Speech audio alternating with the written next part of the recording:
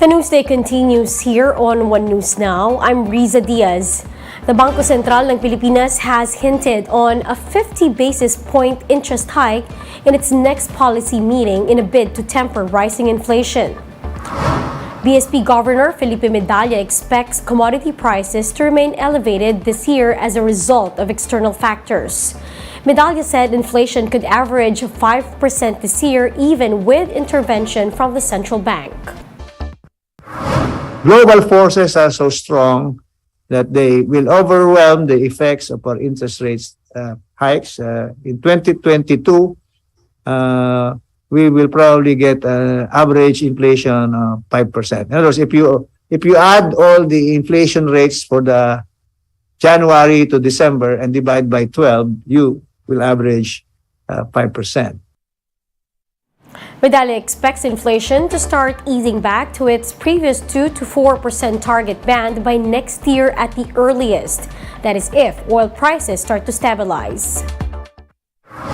The new numbers that are coming up, and hopefully the revisions in our forecast will be downwards, so that we still have a chance of having an inflation rate that's below 4% next year. So we're quite confident that 2024 will be below 4. And if we're lucky, oil prices do stabilize or go down. With the high prices of goods, some LGUs are now offering rice as incentive for people to get boosted against COVID-19. Mobile journalist Yeda Pascual has a story.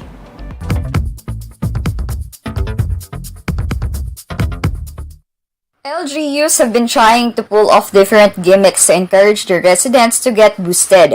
Amid the soaring prices of goods, some LGUs opted for a more practical incentive, rice. One of them is the local government of Carmona, Cavite, which is offering not 1, not 2, but 5 kilos of rice to residents who will get their booster shots. Kada tao. Let's say meron isang pamilya na 4 yung nagpabakuna, 4 na bigas talaga yung binigay sa kanila. Kaya tutuwa yung mga taga Phase 4, talagang blockbuster nung araw na yon.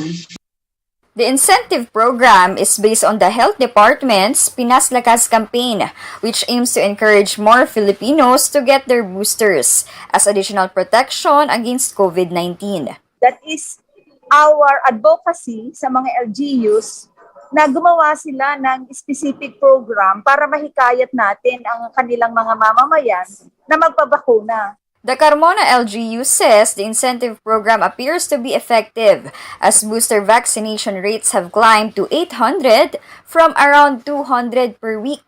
Sa local government unit sa munisipyo, as part ng incentive, kasi initiative namin yon na para maka-encourage at makarami ng babakunahan. So what's in it for them aside from the bakuna, di ba? So yon, form of encouragement. And nakatulong naman talaga. Aside from Carmona, more and more LGUs are also adapting the same incentive program for booster vaccinations. These include Quezon City, Infanta Quezon, Imus Cavite, and Cabuyao Laguna.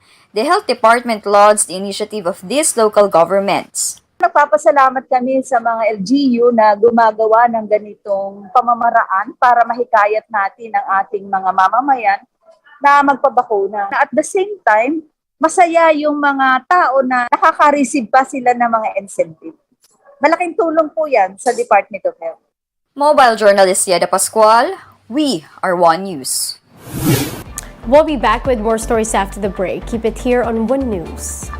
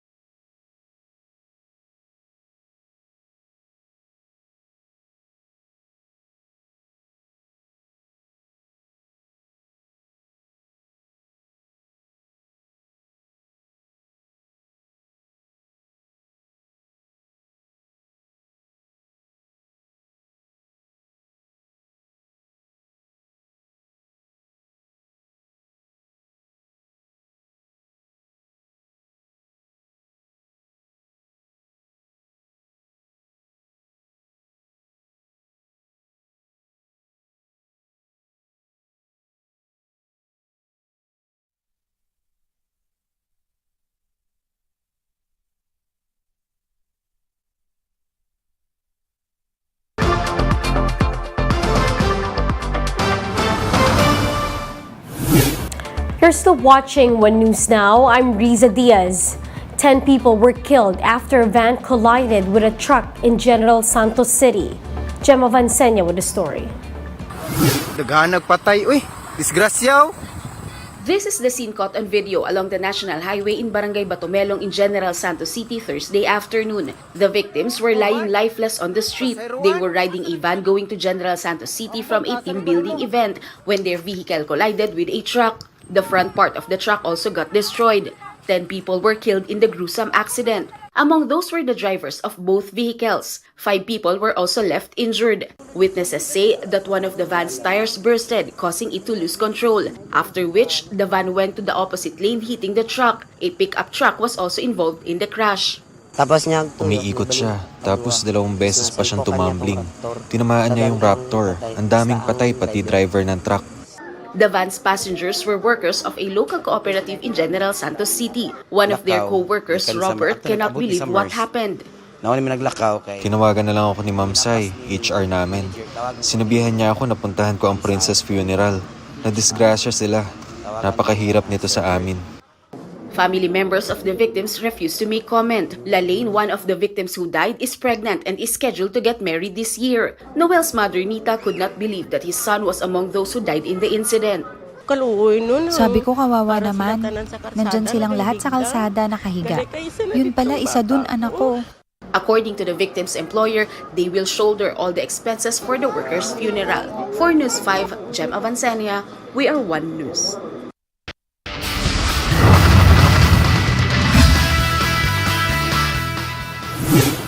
The Meralco Bolts and the Magnolia Hotshots served comebacks on Friday as the PBA Philippine Cup semifinals action continues. Meralco powered through in Game 2 against San Miguel 99-88. 5 players scored in double digits for the Bolts to welcome back coach Norman Black, who left for the US to attend to personal matters. Meanwhile, Magnolia managed to fend off TNT 92-88, tying the series at 1 apiece. TNT made a late charge at the 4th, led by Mikey Williams, but still fell short against Magnolia. Now over to volleyball. PLDT and Creamline will battle for solo lead as they face off at the Premier Volleyball League Invitational later today. Both squads are coming off from respective wins, with PLDT clinching a second straight win against Signal and Creamline defeating Army Black Mamba. The Cool Smashers, led by Tots Carlos and Eliza Valdez, could seize solo lead if they get past PLDT later at 5:30 at the Inara Center in Antipolo. And those are the top stories of the hour. Join us later at 10:15 in the morning as we continue to monitor the day's biggest stories. You can also catch One News on Signal Play app. Register for a free account now at www.signalplay.com and stream One News live anytime, anywhere. I'm Riza Diaz. Mask on, wash hands, and stay safe, Philippines. We are One News.